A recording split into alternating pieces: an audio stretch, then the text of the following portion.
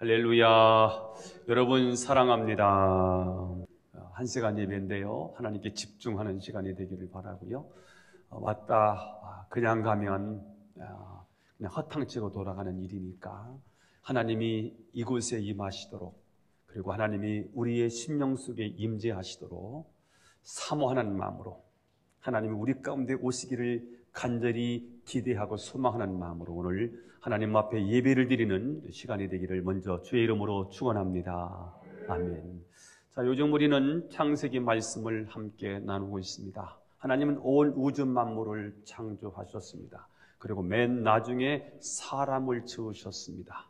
왜냐하면 사람이 온 우주의 주인공이기 때문입니다. 하나님은 하나님 형상대로 만든 우리 인간이 행복하기를 원하셨어요. 이 땅에서 잘 살기를 원하셨어요. 그래서 행복의 동산, 에덴 동산을 만드셨습니다. 에덴이라는 뜻은 희락이다, 기쁨, 즐거움, 행복이라는 뜻입니다.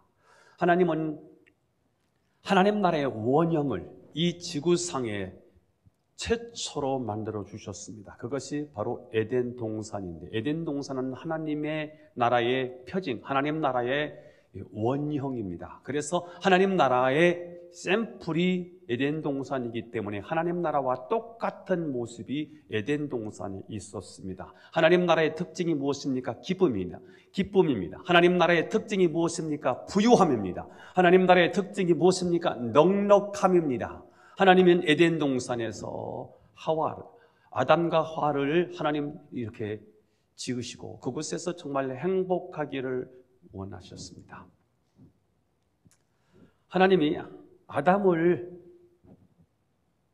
사랑하셨고 아담을 축복하시기 위하여 에덴 동산을 만들어 주셔서 에덴 동산에서 행복하게 주님과 함께 교제하면서 행복을 누리고 있는데, 모든 짐승들을 이끌고 오셔서 하나님이 아담에게 그의 생물의 이름을 지으라고 말씀하셨습니다. 19절 말씀을 읽어보도록 하겠습니다. 19절 시작. 여호와 하나님이 흙으로 각종 들짐승과 공중의 각종 새를 지으시고 아담이 무엇이라고 부르나 보시려고 그것들을 그에게로 이끌어 가시니 아담이 각 생물을 부르는 것이 곧 그 이름이 되었더라.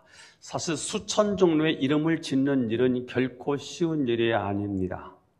하나님이 지으시면 쉬울 일입니다. 하나님이 각 종류의 짐승들 모든 생명체의 이름을 짓는 일은 완벽한 일입니다.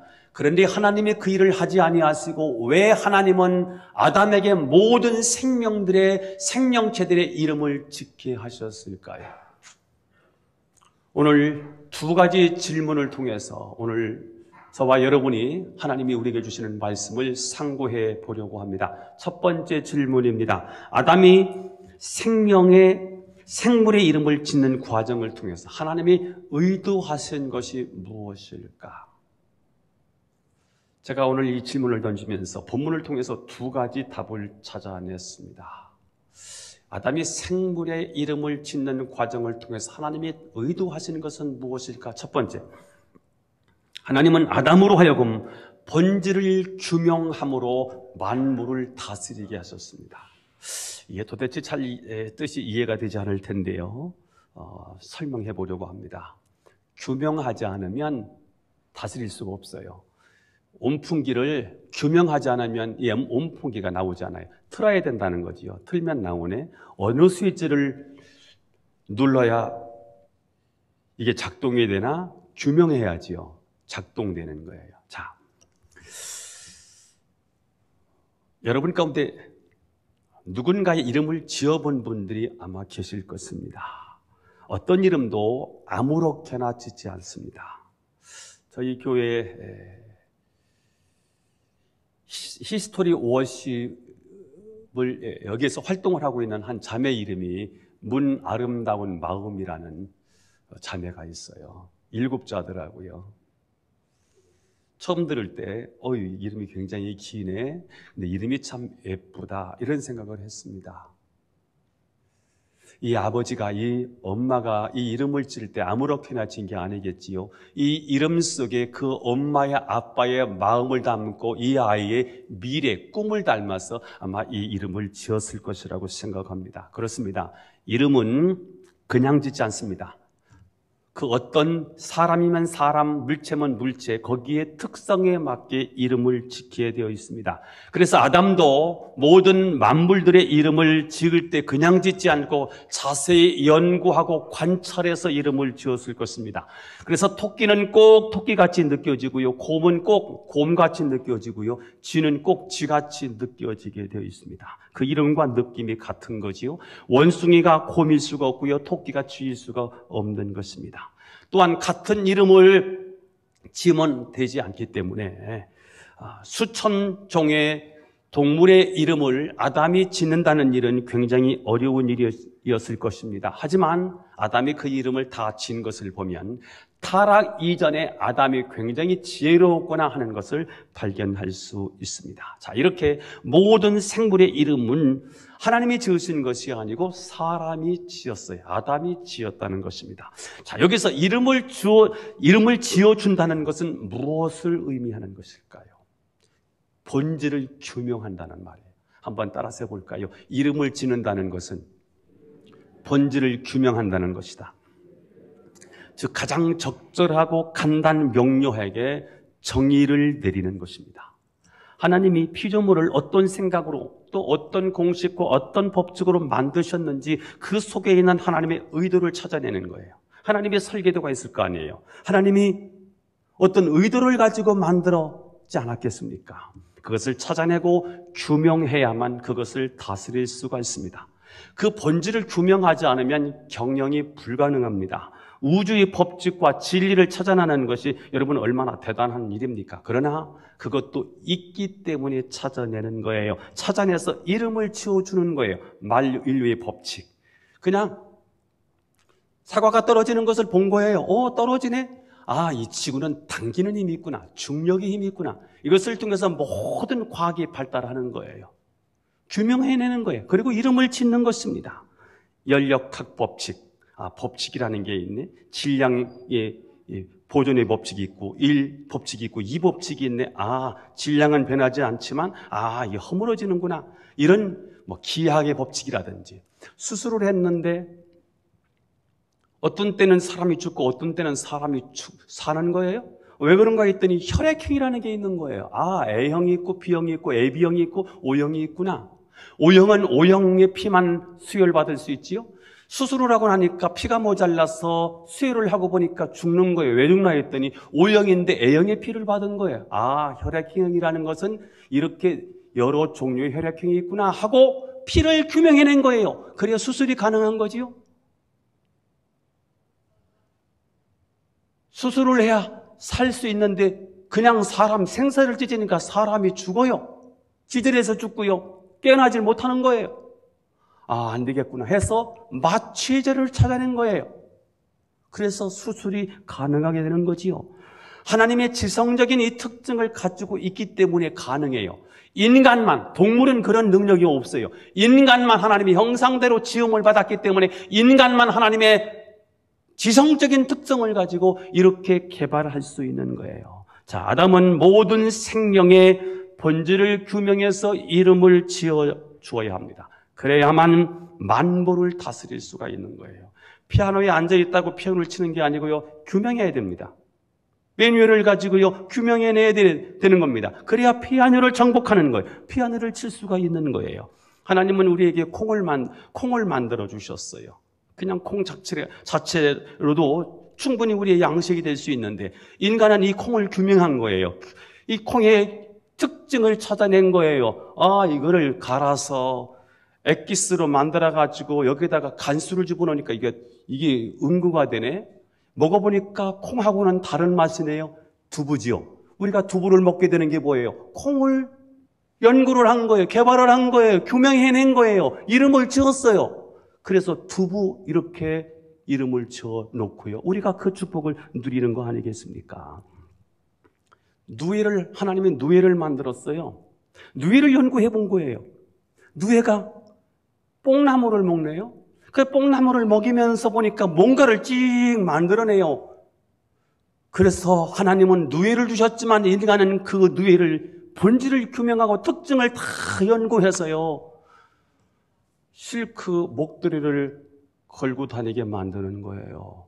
하나님은 우리에게 어떤 사물을 주셨지만 그것을 규명하라는 거예요. 그래야 다스리게 돼요. 그래야 정복할 수 있어요. 그래서 하나님은 아담에게 이름을 짓게 하시는 거예요. 하나님이 하시면 더 수월하지 않을까요? 하나님이 이름을 짓는 게 훨씬 완벽하지 않을까요? 하나님이 지으신 모든 만물을 하나님이 지으셔야 마땅함에도 불구하고 하나님이 왜 모든 만물의 이름을 아담에게 짓게 하셨을까? 그것은 그 모든 사물을 규명해서 정복하고 다스리라고 말씀하시는 것입니다. 하나님은 우리에게 개를 주셨어요. 바다의 개. 그걸 보면서 사람이 개를 연구하다가 가위를 만들어야 되겠구나. 하늘을 나는 새를 보면서요, 새는 나르는데 우리는 나르지 못하네? 그러면서 자꾸 연구하다가 뭘 만들어요? 비행기를 만드는 거예요. 아니, 물고기는 물속에서 오랫동안 있어도 괜찮은데 왜 인간은 안 될까? 물고기처럼 우리도 물속을 헤치고 나갈 수는 없을까? 연구하다가 뭘 만들어요? 잠수함을 만드는 거예요. 인간의 모든 것을 다 밝혔어요. 게놈지도요. 인간의 지도가 있는 거예요.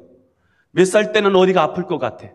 어느 때 가면 사람이 수명이 끝날 것 같아. 인간의 지도를 다 있는 거를 찾아낸 거예요. 게놈지도. DNA라는 게 있다는 거예요. 인간의 몸체에 굉장히 신비한 게 많은데 이런 것들이 이미 하나님이 우리에게 주신 건데 이것을 찾아내는 거예요. 규명하는 거예요. 그래야 다스릴 수가 있는 거예요. 이렇게 본질을 규명할 때 우주 만물을 관리하고 통치할 수 있는 만물의 영장이 될 수 있다는 거예요. 그래서 하나님은 인간에게 모든 것을 너희들이 연구하고 관찰하고 애써서 그 이름을 지으라는 거예요. 그래서 만물을 다스리고 통치하라 하는 것입니다. 원형 그대로를 내비두지 말고 개발하고 문화화하고 문명화하고 발전시켜서 모든 만물을 다스리라. 이것이 하나님이 아담에게 주신 사명이었습니다. 자, 아담은 모든 생물의 특징을 규명해서 찾아내서 이름을 붙여요. 그리고 다스리라고 하는 하나님의 축복을 우리에게 주신 줄로 믿게 되기를 예수님의 이름으로 축원합니다. 자, 두 번째는 하나님은 아담이 이름을 짓는 과정을 통해서 돕는 배필이 없다는 사실을 깨닫게 해주셨습니다. 18절 읽어보겠습니다. 18절 여기 시작. 여호와 하나님이 이르시되 사람이 혼자 사는 것이 좋지 아니하니. 네, 여기까지. 사람이 혼자 사는 것이 좋지 않다는 말은 나쁘다는 말일까? 악하다는 말일까? 죄라는 말일까? 죄라는 말이 아니라, 나쁘다는 말이 아니라 이것은 하나님의 스타일이 아니라는 거예요. 하나님의 스타일은 어떤데요? 하나님은 커뮤니티, 하나님의 존재 방식이 커뮤니티예요. 공동체로 계세요. 그래서 우리의 모양대로 남자와 여자를 지으시고, 남자와 여자 커뮤니티예요. 공동체예요. 성부, 성자, 성령, 삼위일체 하나님이 우리라는 단어를 써요. 하나님은 하나님의 스타일이 혼자 있는 게 아니에요. 하나님도 역시 공동체적으로 하나님이 계시는 분이죠. 이게 하나님의 스타일인데, 자, 그렇다면 혼자 사는 것이 좋지 않다는 말은 혼자 있는 것은 아직 미완성이라는 말입니다. 즉, 남자 혼자만 창조된 것은 원래 하나님의 창조 목적이 아니었다는 것입니다. 독신이 죄다, 나쁘다 하는 말이 아니라 하나님이 추가적인 계획이 있다는 거예요. 그게 뭐예요? 오늘 18절 하반절에 나와 있어요. 시작. 내가 그를 위하여 돕는 배필을 지으리라 하시니라. 하나님의 추가적인 계획이 뭐라는 거예요? 돕는 배필이라는 거예요. 이게 하나님의 추가적인 계획이었습니다. 자, 20절을 읽어보겠습니다. 시작. 아담이 모든 가축과 공중의 새와 들의 모든 짐승에게 이름을 주니라. 아담이 돕는 배필이 없으므로. 자, 아담이 하와가 창조되기 이전에는 아담이 누구하고 놀았냐면 이런 동물들하고 놀았어요. 새하고 놀았어요. 다른 짐승들하고 놀았어요. 하나님이 이들하고 노는데 그들의 이름을 지어주래요. 그래서 그들의 이름을 지어주는 거예요. 그러면서 두 가지 놀라운 사실을 아마 저는 이 아담이 깨달았다고 보는데, 하나는 모든 동물들은 암수가 있는 거예요. 하나님이 처음 창조하실 때 흙으로 빚어서 다 흙으로 만드셨고 그 다음에 암수로 창조하셨는데 아담만 먼저 창조하시고 하와가 없는 거예요. 그래서 이름을 지어주다가 발견한 게 뭐냐면 다 암수가 있는데 왜 나는 혼자지? 이것을 첫 번째 깨달았고요. 두 번째는 생물들에게, 모든 동물들과 친근함을 함께 어울리면서 친근함을 느끼지만 한계가 있다는 사실을 깨달았을 것 같습니다. 새도 인간과 어느 정도 교감을 가질 수 있고요. 들의 짐승들도 어느 정도 인간과 교감을 가질 수 있지만 짐승은 한계가 있더라는 거예요. 먹을 것이 있으니까 또 달아나더라는 거예요. 우리는 아무리 애완동물과 교감을 나누려고 해도 애완동물이 좋지만 애완동물과는 한계가 있더라는 거예요. 우리는 하나님의 형상이 없는 그들 생명들과 교감을 가질지라도 진정한 친밀함과 깊은 교제를 갖기에는 한계가 있다는 사실을 아담이 이름을 지으면서 깨달았을 것 같습니다. 자, 그렇습니다. 우리는 생물만으로는 만족할 수가 없습니다. 물론 살아있는 생명체가 우리에게 주는 위로도 있습니다. 우울증을 치료할 때 애완동물을 통해서도 치료가 가능한 경우가 있습니다. 제한적이지만. 그러나 한계가 있다는 사실이지요. 하나님의 형상대로 지음받은 인간만이 인간을 만족시킬 수 있습니다. 그러니까 인간 대 인간이어야 되는 거예요. 다른 것으로는 대체 불가능해요. 인간의 진정한 만남, 인간의 친밀한 교제는 하나님의 영을 가진 인간만으로만 인간이 만족할 수 있다는 거예요. 꽃이 아름답지만 꽃보다 뭐가 아름다워요? 여행 가서 내가 그걸 배우다 못 배웠다니까. 꽃보다 아름다워. 누가? 사람이 더 아름다워. 마틴 부버는 나와 너라는 책에서 이렇게 말했습니다. 시작. 그것이라고 부르는 생물체만으로는 인간은 절대로 만족을 누릴 수 없다. 네. 나는 너라는 인격적인 존재가 있어야만 인간은 행복을 누릴 수 있다는 거예요. 아무리 많이 가져도요, 최고의 권좌에 올라가 있어도요, 나의 슬픔과 나의 기쁨을 함께 나눌 수 있는 인간이 없는 그 존재는 불행하다는 거예요. 하나님은 먼저 아담에게 돕는 배필을 주시기 전에 아담이 스스로 필요를 느끼게 하셨습니다. 하나님이 아담을 흙으로 만드시고 그냥 남는 흙으로 사람까지 거 하나 더 만드는 게 뭐가 대수겠습니까? 그런데 굳이 남자를 재워놓고 수술을 통해서 여자를 만드셨습니다. 왜 하나님이 그렇게 하셨을까요? 아담이 이런 과정을 통해서는 나는 돕는 자가 필요하구나. 이런 겸손함과 갈급함과 필요성을 먼저 느끼게 하신 다음에 하나님이 하와를 주셨습니다. 그래서 하와를 사랑하게 만드는 거예요. 하나님은 인간 스스로가 필요를 느끼게 하십니다. 필요를 느끼지 않을 때 받는 축복은 축복이 되지 않고 다 땅에 떨어지더라는 거예요. 정말 필요해서 그걸 달라고 했는데 그걸 하나님 주셨을 때 감사도 있고요. 기쁨도 있지. 필요하지 않은데 하나님 주시잖아요. 그러니까 다 사라지고 없더라는 거예요.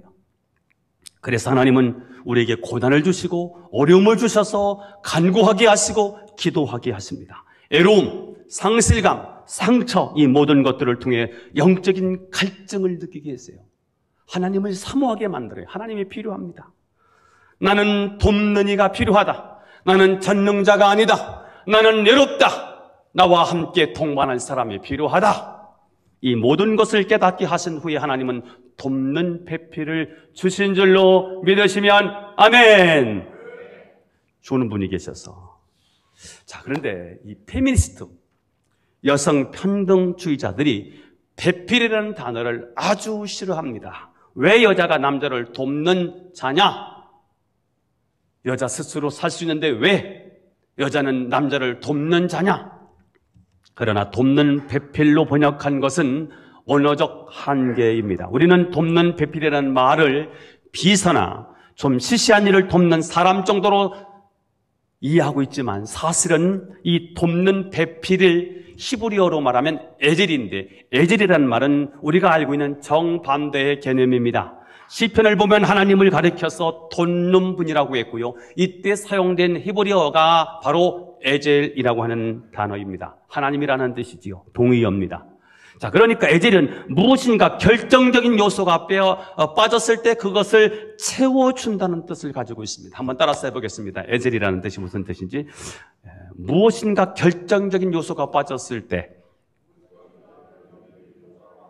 그것을 채워주는 것이 에젤이다. 없으면 안 되는 결정적인 존재, 그게 에젤입니다. 자, 그러니까 에젤은 강한 자입니다. 여자는 남자보다 강합니다. 왜 강할까? 재료가 달라서 그럴 것 같아요. 여자가 남자보다 강해요. 돕는 자가 강할까요? 도움을 받는 자가 강할까요? 돕는 자가 강하겠지요. 남자는 혼자 못 살아요. 여자는 혼자 잘도 살아. 왜 그럴까요? 여자가 강해. 나이 먹으면 먹을수록 더 그래. 한중막에 가면, 목욕탕에 사우나에 가면 그 사우나실에 한중막에 여자가 오래 버텨요? 남자가 오래 버텨요? 한꺼번에 안 들어가서 모르시죠? 여자가 오래 버틴대잖아요. 왜요? 남자는 흙으로 만들어서 흐물흐물. 여자는 뭐로 만들었죠? 뼈로 만들었어. 통뼈로 만들었어. 갈비뼈. 남자는 흙, 여자는 뼈. 그래서 여자가 강하다는 거예요. 에젤이에요. 강한 거예요. 자, 에젤은 무엇인가 결정적인 것이 빠져 있는데 그것을 채워준다는 뜻을 가지고 있습니다. 왜 결정적이냐? 하나님은 인간에게 땅을 정복해 다스려 생육하고 번성해 충만해야 돼. 이 창조 명령과 정복 명령을 주셨는데 이것은 여성 없이는 절대 불가능한 일이라는 거예요. 여성이 절대적인 아주 결정적인 존재라는 거지요. 그렇습니다. 하나님의 명령은 혼자 이룰 수가 없습니다. 아담에게 있어서 에젤은 하나님 나라를 세우는 결정적인 존재라는 거예요. 그래서 당신은 나에게 결정적인 존재입니다. 당신은 나의 에젤입니다. 당신은 나의 축복의 통로입니다. 저는 여러분이 하나님이 주신 에젤을 사랑하시고 그 에젤과 함께 하나님 나라를 이뤄가는 축복의 통로들이 될 수 있기를 예수님의 이름으로 축원합니다. 자, 두 번째 질문입니다. 첫 번째 질문은 뭐였지요? 왜 하나님이 아담에게 이름을 짓게 하셨을까? 그 의도가 무엇일까? 두 가지 답을 드렸어요. 기억하시죠? 하나는 본질을 규명해 다스리기 때문이지요. 이해되셨죠? 네. 자, 그 다음에 공동체를 형성한 아담은 어떻게 살아야 합니까?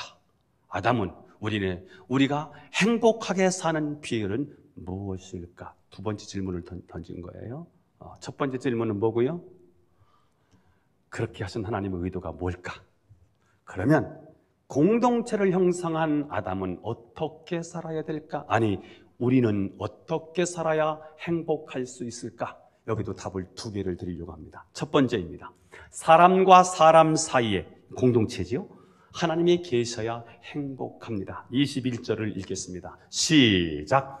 여호와 하나님이 아담을 깊이 잠들게 하시니 잠들매 그가 그 갈빗대 하나를 취하고 살로 대신 채우시고. 네, 하나님은 아담을 깊이 잠들게 하시고 갈빗대 하나를 취해서 여인을 만드셨어요. 그래서 여인은 남자보다 훨씬 더 고급스러운 재료를 사용하지요.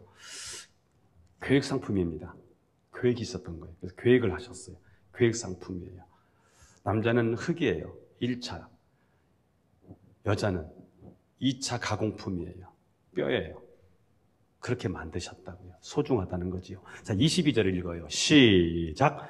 여호와 하나님이 아담에게서 취하신 그 갈빗대로 여자를 만드시고 그를 아담에게로 이끌어 오시니. 자, 하나님은 드디어 그 하와를 아담에게로 데려오셨습니다. 하나님은 아담에게 숨겨놓고 찾아봐 이렇게 말씀하지 아니하시고 그 여인을 하와를 데리고 아담에게로 오셨습니다. 하나님이 직접 하와를 데리고 아담에게 전달해 주셨습니다. 이것이 바로 뭐의 원형이지요? 결혼식의 원형입니다. 그래서 지금 결혼식은 서양에서 이렇게 된 방식으로 지금 결혼식을 다 하고 있지 않습니까? 신랑이 먼저 입장해 있는 거지요. 그 다음에 두 번째 누가 입장하지요? 신부가 입장할 때 누구와 함께 입장해요? 안 해봤나? 누구와 함께? 아버지, 친정 아버지와 함께 입장을 하잖아요. 누구한테 건네줘요? 신랑한테. 요 사건이 오늘 본문이에요. 하나님이 하와를 데려다가 아담에게 주는 거예요. 아버지, 하나님을 대신하는 거죠. 친정 아버지가 신랑한테 데려다 주는 거예요. 오고 가다가 눈 맞아서 결혼하면 안 되고, 그래서 중매는 누가 하셔야 되느냐? 하나님이 중매하셔야 돼요. 그래야 행복한 거예요. 최초의 가정에는 그러니까 누가 있었던 거지요? 하나님이 계셨다는 사실을 아셔야 합니다. 두 사람을 만나게 하는 분도 하나님이시고요. 행복하게 하신 분도 하나님이십니다. 오늘날 우리 가정의 위기는 축복의 근원이 되시는 하나님이 빠져 있는데 문제가 있습니다. 그렇게 사랑했던 부부도요, 이혼할 때는 그런 원수가 다시 없습니다. 하나님 없이 살면 그렇습니다. 남이에요. 님이라는 글자예요. 남이라는 글자 하나 빼면 님이고요. 님이라는 글자 하나 붙이면 남이고요. 남편과 아내 사이는 반드시 누가 계셔야 되느냐? 하나님이 계셔야 돼요. 부부는 서로 다른 배경에서 자랐어요. 생각도 달라요. 또 남녀이기 때문에 구조가 달라요. 그래서 다른 게 당연한 거예요. 그래서 갈등이 있을 수 있어요. 분쟁이나 싸움의 여지가 분명히 있어요. 그래서 가운데 누가 있어야 되느냐? 스펀지가 있으면 좀 안 부딪히겠지요. 뼈와 뼈 사이에는 연골이 있어서 부딪힘을 방지하는 것처럼 남자와 여자가 함께 사는데 행복하기 위해서는 그 안에 누가 계셔야 된다고요? 하나님이 계셔야 돼요. 여러분의 가정에 꼭 하나님이 여러분의 호주가 되기를 바라고 여러분의 가정을 이끌어가는 주인이 될 수 있기를 축복합니다. 자, 하나 더. 어떻게 우리가 행복할 수 있을까? 두 번째. 공동체를 이끄는 통치 원리가 사랑일 때 행복한 삶을 살 수 있습니다. 통치 방식이 너무 아버지가 폭력적이야, 강압적이야, 너무 독재적이야. 그럼 가정이 불행해요. 애들 정서도 아주 안 좋아요. 가정의 통치 방식이 또 국가나 민족이나 하나님이 원하시는 이 땅의 하나님 나라가 어떻게 세워지느냐 하면 그 원리가 통치 방식이 사랑이어야 한다는 거지요. 자, 하나님은 남자와 여자를 동시에 만들 수 있었지만 남자를 먼저 만드신 후에 여자를 만드셨습니다. 왜요? 아담으로 하여금 하와의 본질을 규명해내라는 거예요. 하나님의 아이디어가 있었을 거 아니에요. 여자를 만드는데 하나님이 무작정 만든 건 아니겠지요. 하나님의 의도가 있었겠지요. 하나님의 계획이 있었겠지요. 하나님이 여자는 여자로 만드신 여자의 특징이 있었겠지요. 계획 상품이었다고 그랬지요. 그래서 아담이 본 거예요. 보니까 하와를 통해서 보니까 재료가 뭔가 봤더니 아담 자기인 거예요. 자기. 자, 아담은 에델의 특징과 본질을 규명해서 이름을 지어 주었습니다. 그 이름이 누구지요? 하와예요. 하와의 이름이 왜 하와지요? 남자에게서 취하였기 때문에 하와라는 거예요. 그 다음에 그 장면이 나오는데 아담이 하와를 어떻게 규명하는지 23절에 나와 있어요. 23절 시작. 아담이 이르되 이는 내 뼈 중에 뼈요 살 중에 살이라. 이것을 남자에게서 취하였은즉 여자라 부르리라 하니라. 자, 아담이 하나님이 하와를 데려오자 충격을 받습니다. 왜냐하면 자기의 분신을 본 거예요. 자기에게서 취한 거잖아요. 자기는 몰랐어요. 마취된 상태에서 하나님이 수술을 해서 여자를 만들어내신 거기 때문에 몰라요. 보니까 자기인 거예요. 자기 분신인 거예요. 자기보다 훨씬 매력있고 아주 예쁘게 생겼는데 자기와 동일하다는 사실에 놀란 거예요. 저 여자는 또 다른 난데? 쟤는 내 속에 있었는데? 쟤는 나네. 이걸 발견하는 거예요.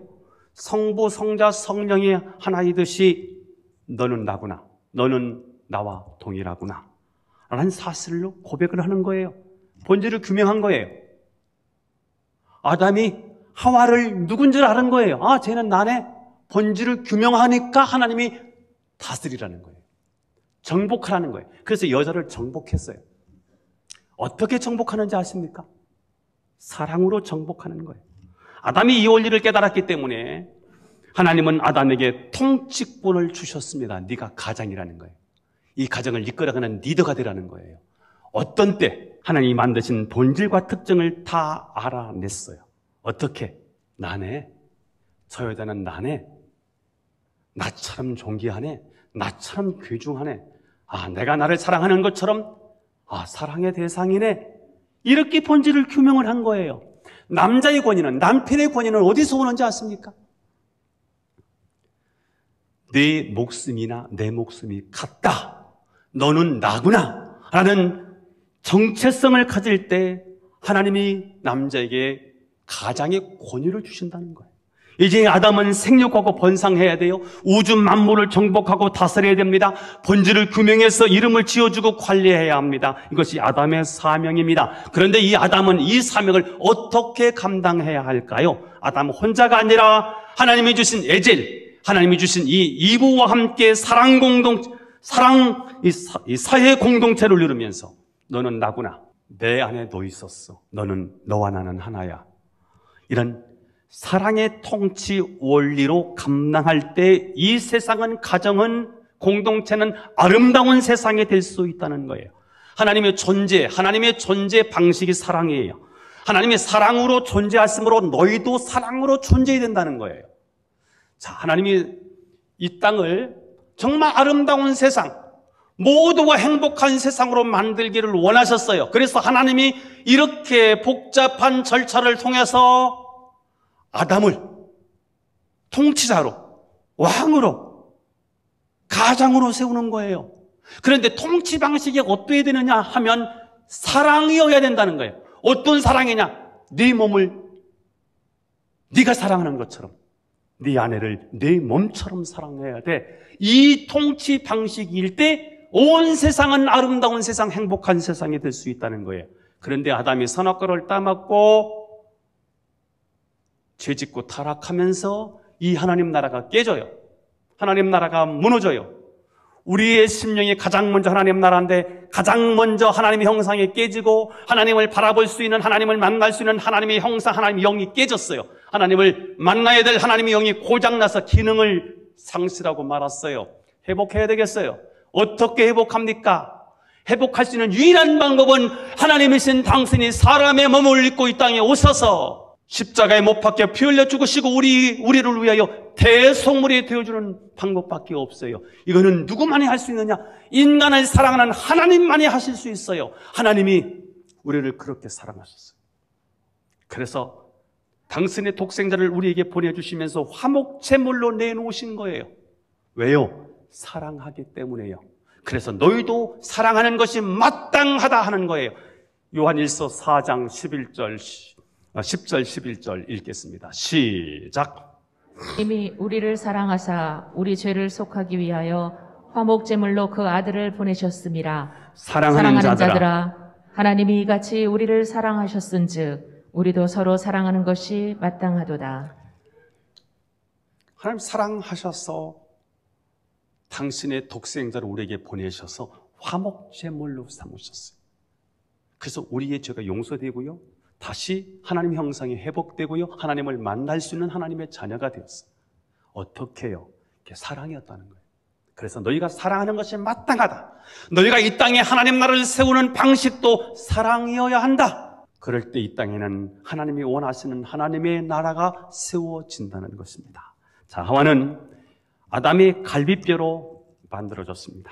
하나님은 왜 남자의 갈비뼈로 여자를 만들었을까? 머리에서 끄집어내든지 다리에서 끄집어낼 수 있을 텐데 왜 하나님은 꼭 남자의 갈비뼈를 통해서 여자를 만들어내셨을까? 매튜 헨리라고 하는 주석학자가 이렇게 설명했습니다. 시작! 여자를 지배하라고 머리에서 만들지 않고 남자에게 밟히라고 발에서 만들지 않고 동등한 위치로 사랑받으라고 남자의 심장 가장 가까이에 있는 허리에서 만드신 것이다. 아마 머리에서 끄집어내서 머리뼈를 사용했다면 여자가 남자를 지배했을 거예요. 매튜 헨리가 그렇게 해석하는 거예요. 만약에 발의 뼈를 사용했다면 남자가 여자를 계속해서 밟았을 거라는 거예요. 그래서 중간 정도 허리에서 갈비뼈를 뽑아내서 동등한 위치야. 그래서 옆편내라고 그러잖아요. 옆에 서 있다는 거예요. 앞편내라고 말하지 않고 옆편내라고 말해요. 위편내가 아니지요. 옆편내라고 말하는 이유는요, 동등한 위치에 있다는 거예요. 구체적으로 서열을 말한다면, 순위를 말한다면 남자가 먼저 하는 게 좋겠다. 왜? 누구든지 앞장서야 될 사람이 있으니까. 그래서 남자가 앞에 서는 게 좋겠다. 그러나 위치는 역할은 다를지 모르지만 위치는 옆에 있는 것이다. 동료라는 거예요. 친구라는 거예요. 그래서 이 관계는 어떤 관계여야 되느냐면 사랑의 관계여야 한다는 거예요. 여자는 남자 옆에 있을 때 가장 행복하지요. 사랑하는 관계이기 때문에. 이게 가정을 이끌어가는 통치 방식이라는 거예요. 가정을 이끌어가는 통치 방식도, 사회를 이끌어가는 통치 방식도 하나입니다. 뭐지요? 사랑이어야 한다는 거예요. 자, 아담이 여자를 보고 내 뼈 중에 뼈요, 살 중에 살이라고 얘기를 했습니다. 이 말은 여자는 남자의 엑기스란 말이죠. 중요하다는 거예요. 소중하다는 말이에요. 최상품이라는 거예요. 그러므로 여자는 존중받아야 되고요. 사랑받아야 마땅한 존재입니다. 이 성경을 모르기 때문에 여자를 학대하고요. 여자를 구태하고요. 일부 다처제, 여러 여자들을 거느리고요. 성경을 몰라서 그래요. 성경의 원리는요, 여자는 이렇게 소중하게 다루라는 거예요. 결정적인 존재니까요. 없으면 하나님의 뜻을 이룰 수 없는 존재니까요. 그래서 내 옆에는 반드시 정말 사랑하고 내가 아껴야 될 소중한 애들이 옆에 있는 거예요. 그럴 때 하나님 나라가 이루어지는 거예요. 자, 부부가 싸우고 갈등하고 이혼하는 이유는 성격의 약점 때문이 아니고 인격적으로 부족하기 때문이 아니라 사랑은 사실은 사랑의 결핍입니다. 사랑의 결여입니다. 소중하게 보지 않기 때문에 그렇겠지요. 따라서 행복한 가정을 이루기 위해서는 아담이 하와에게 했던 그 고백이지요. 뼈 중에 뼈요, 살 중에 살이로다. 너는 나구나. 너 없이는 나는 안 되는구나. 너는 나의 가장 필요한 존재이구나. 내 인생의 가장 결정적인 존재이구나.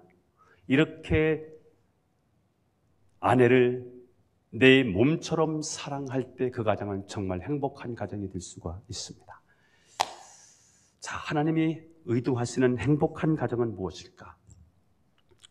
사랑의 고백이 있어야 합니다. 잠잘 수 있고 먹을 곳이 있고 아이를 낳을 수 있다고 해서 가정이 아니라 사랑의 고백이 있어야 행복한 가정입니다. 같이 살아서 부부가 아니고 사랑한다고 고백해야 진정한 부부입니다. 이는 내 뼈 중에 뼈요 살 중에 살이라. 이게 바로 그런 말입니다. 사랑한다는 말입니다. 여러분 아내에게 계속해서 예쁘다고 칭찬해 주시면 좋겠지요? 그러면 그 집에는 기적이 일어날 거예요. 아무리 칭찬도 좋은 말이니까 많이 하면 좋지만 같은 말을 반복하니까 실증이 나지요. 연구하셔야 됩니다. 표현을 자꾸 바꿔가면서 예쁘다고, 아름답다고, 오늘은 머리 스타일이 너무 예뻐, 오늘은 눈이 왜 이렇게 부셔? 자꾸 말을 바꿔가면서 여자를 높여주고 인정해주고 격려해주고 칭찬해주면요, 가정이 정말 행복하겠지요. 남자들은 지속적으로 연구를 해야 되고요. 아내는 사랑을 받을 짓을 또 해야 되겠지요. 그래서 남편을 세워주는 여자, 남편을 일할 수 있도록 격려해주는 여자. 참 지혜로운 여자이겠지요. 그래서 서로 사랑의 아름다운 관계가 유지되면서 가정을 이끌어갈 때 가정은 행복한 가정이 될 수 있습니다. 저는 여러분이 서로 사랑의 통치자가 되어서, 어떤 통치자? 사랑의 통치자가 되어서 행복한 가정을 이루게 되기를 예수님의 이름으로 축원합니다. 기도드리겠습니다. 하나님 아버지, 오늘도 말씀을 주셨기에 감사합니다. 이 말씀 붙잡고 평생 승리하도록 축복하여 주옵소서. 예수님의 이름으로 기도하옵나이다. 아멘.